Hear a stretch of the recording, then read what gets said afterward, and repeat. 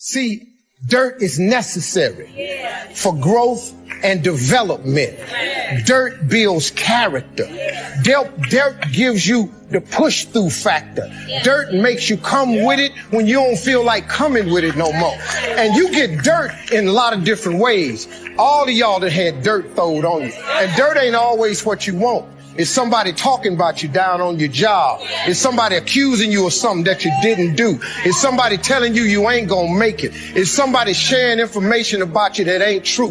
That everybody get dirt put on. But see, when you're getting put under that stress, please know God is always with you. Pain isn't always bad. Sometimes it's good. Because you remember that pain and that hurt, and it pushes you to be great. There's times when you think, is there anything that can justify as to why I'm always going through something hard? Sometimes nothing ever makes sense that you're going through. I'm going through hurt. I'm going through pain. There's death in my family. There's sickness everywhere. But I tell you what, you can't throw in the towel. You can't give up.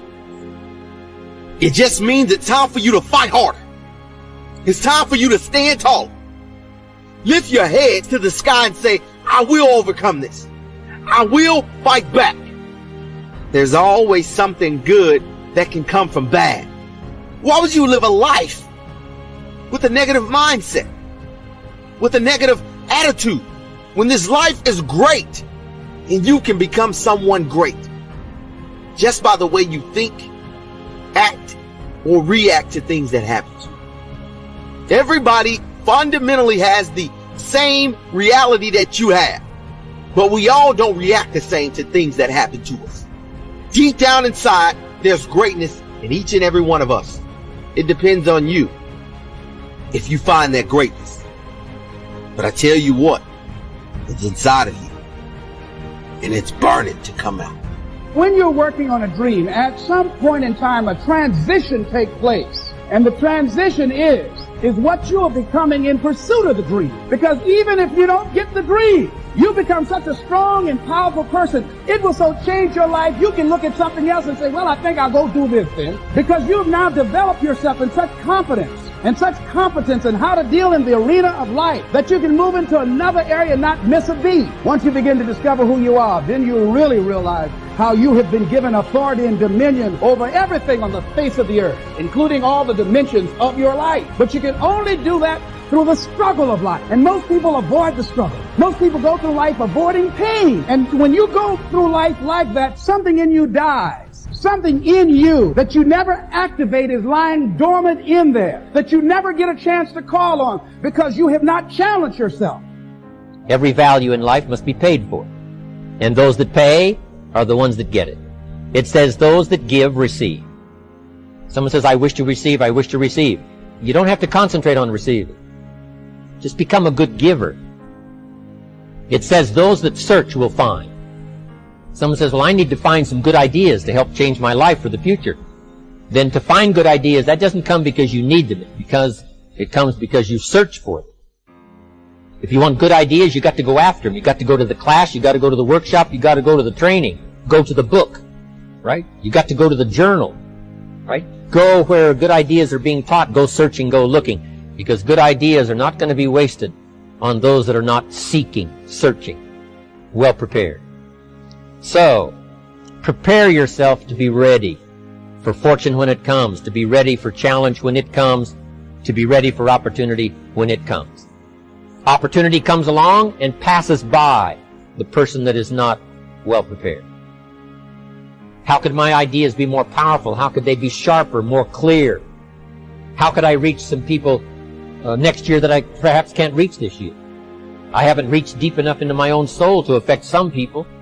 Some people just pass by and say, hey, what a good speech. But how could I make it stronger than that, deeper than that, more powerful than that? I cannot be as powerful as I could be next year.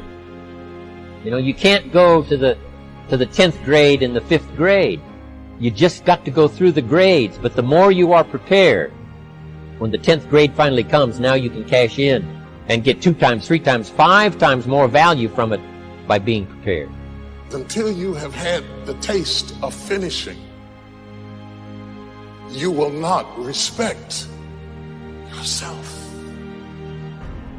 Until something is done, come hell or high water, tears and struggles and pain, and you go through it anyway, and you continue to fight on no matter the circumstances, after a while, something begins to wither inside of you. You're going to have such a period in your life where it seems like it's not working. You're going to have a lot of trials and challenges, and everybody has the turn back moment. Where the direction you're going, you will have to make a decision to keep going or you turn back. And what we have got to do is know there's a power in you that regardless of what happens to you, you can stand up inside of yourself.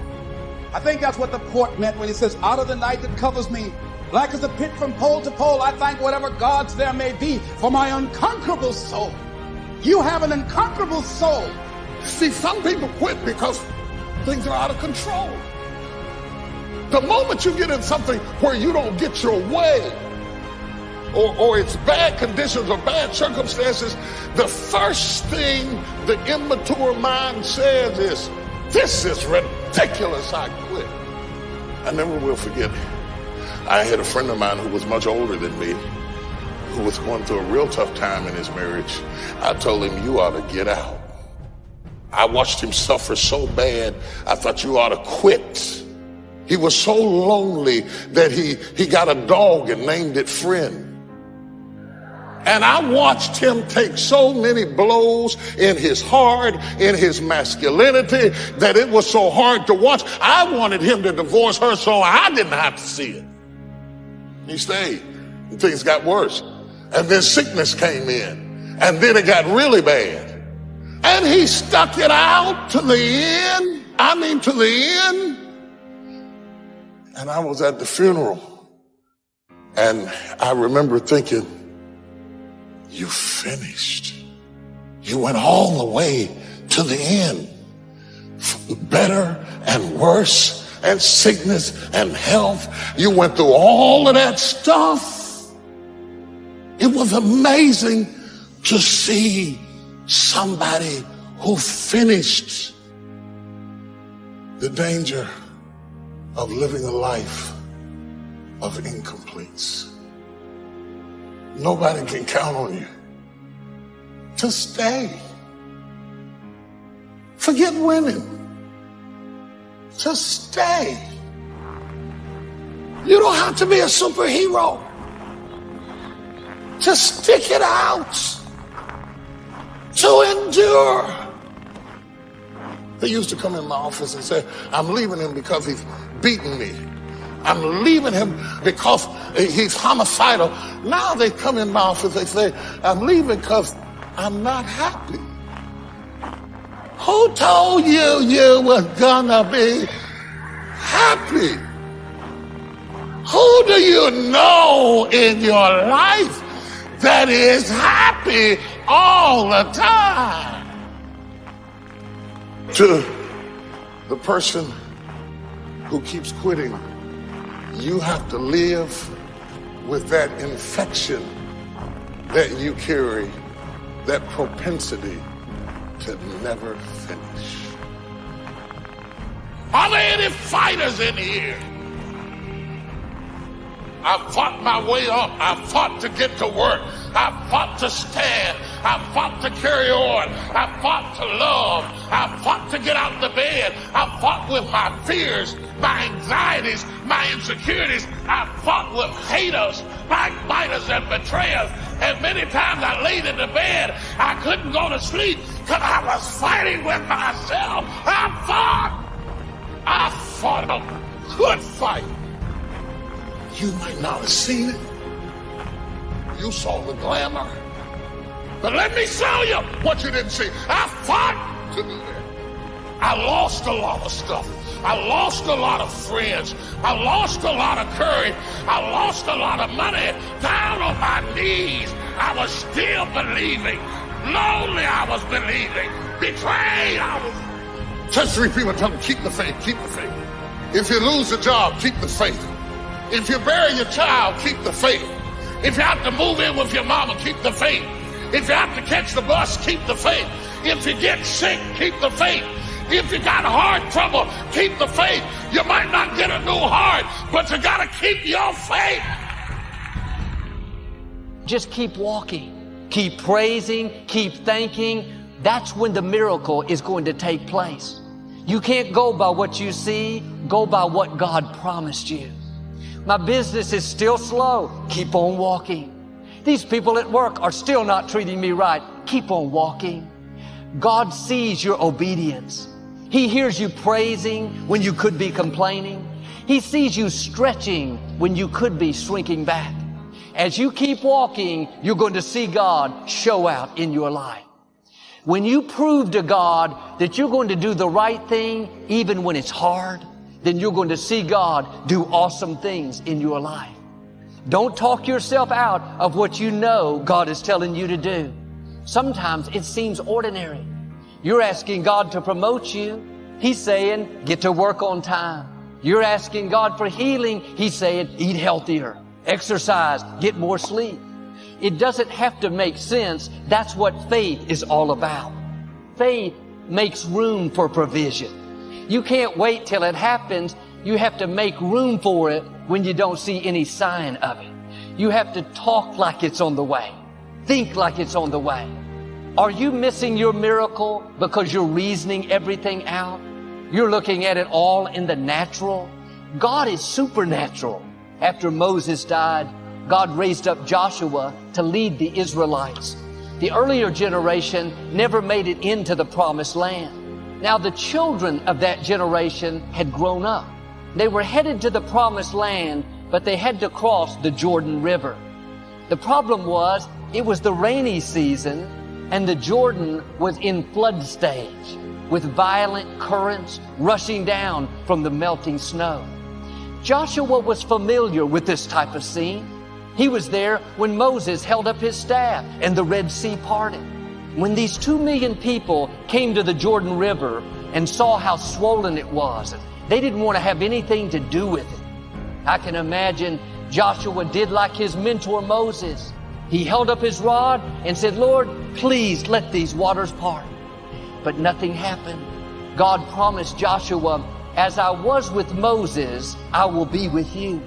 He didn't say, I'm going to do for you everything I did for Moses.